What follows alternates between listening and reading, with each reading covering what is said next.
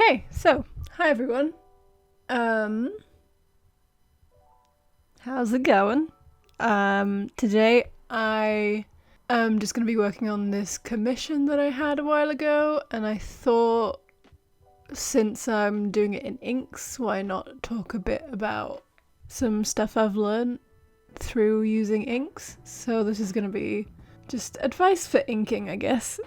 So I put a thing on my Instagram story, as I usually do when I can't think of topics to talk about myself. I ask everyone else to do my work for me. So thank you for everyone who sent in questions. So the first question I got asked was, any inking supplies you'd recommend for beginners?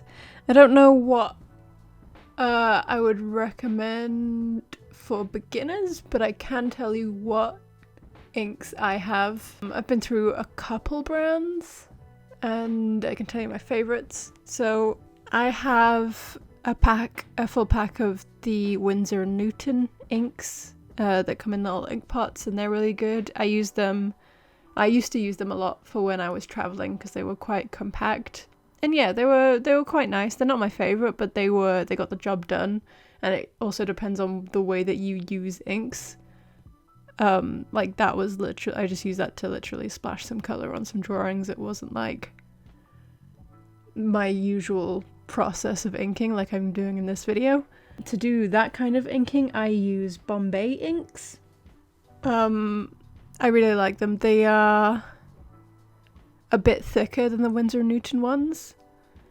But the Winsor & Newton ones are still really pigmented, so it doesn't really matter that much. Again, it just kind of depends on the way that you use inks.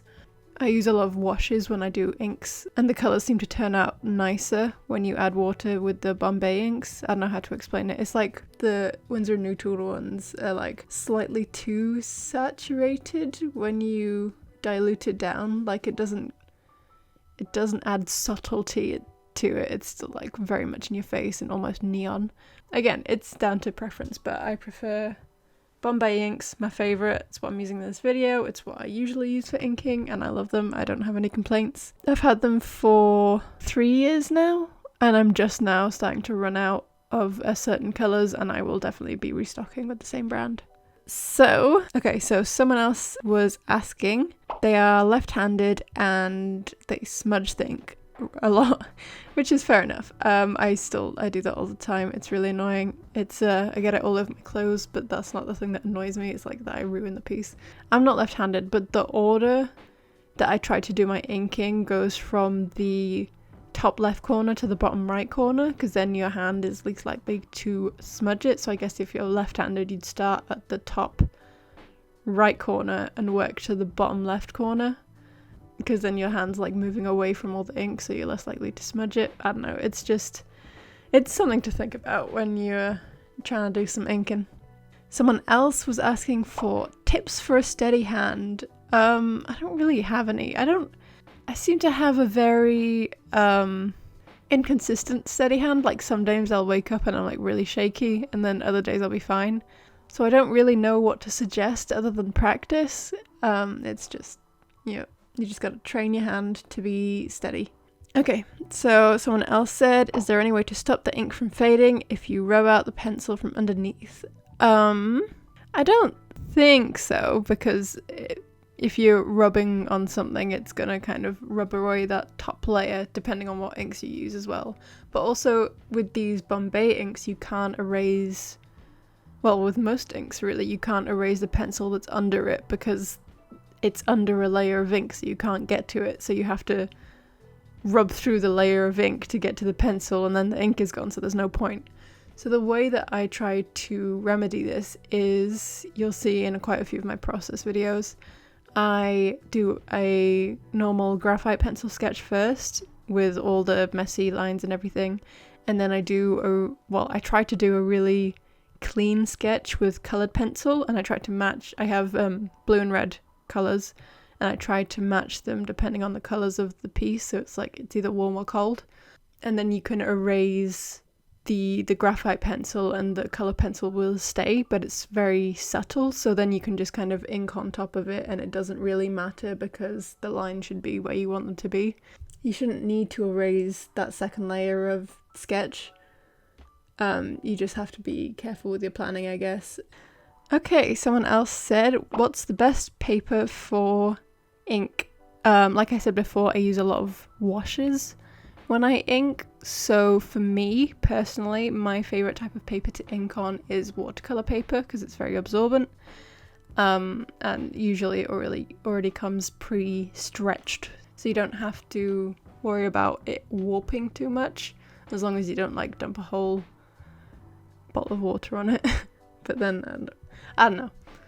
Yeah, watercolour paper, just because of the method that I use to ink, it's very similar to watercolours. And plus I mainly just use what paper I have, and I have a lot of watercolour paper, so that's what I use.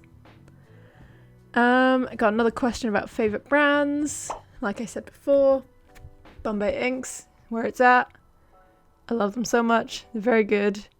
They're also very durable, and I know because Piper spilt a whole bottle of green ink on our carpet at student accommodation, and I spent hours scrubbing it and it still didn't come off. So it sticks around. Someone else was just complimenting on the picture that I put up on my Instagram. Thank you very much. It's not really a question, but thank you. And then the last question is, how do you keep consistent thickness of the lines? I'm assuming you mean when I'm doing like the outline inking as opposed to colouring.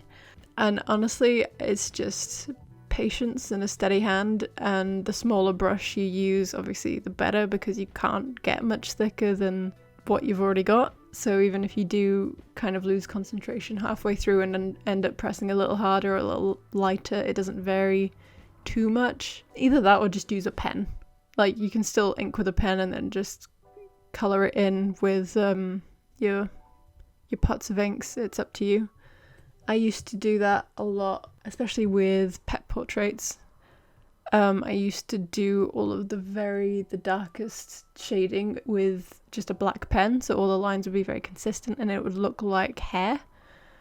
And then I would ink on top of that, and that would kind of make the black less prominent because you'd have a layer of colour over it, so it'd make it slightly duller, so it kind of blended in. I've kind of moved on from that now, just because I think it's more consistent and just more convenient to do everything in ink since I've got the inks out. But I also do think it's a very good place to start practicing if you're more comfortable with drawing things than you are with painting things.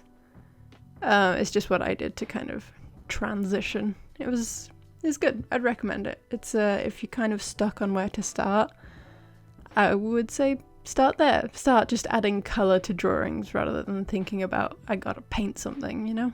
Okay, there we go. That was all the questions I got. Thank you everyone who sent in questions. They were very useful. Thank you very much. I hope that I made sense to some degree. So yeah, thank you very much for all your questions. I will hopefully see you around soon. Okay, so one thing that I mentioned earlier was that this piece was a commission. They are available if you would like one of your own pet portraits. I'm going to try doing some more character-based ones soon as well, because it's been a while since I haven't really updated my style traditionally as I have digitally. So I'm going to try doing more of those. So you can get a commission of whatever you want, as long as it's not blatantly offensive. I've left all the links to my social medias in the description, including my email. You can contact me on any of those, and we can talk about commissions if you want. I respond fastest to email and Instagram, I think. So just bear that in mind. And yeah, thanks for watching.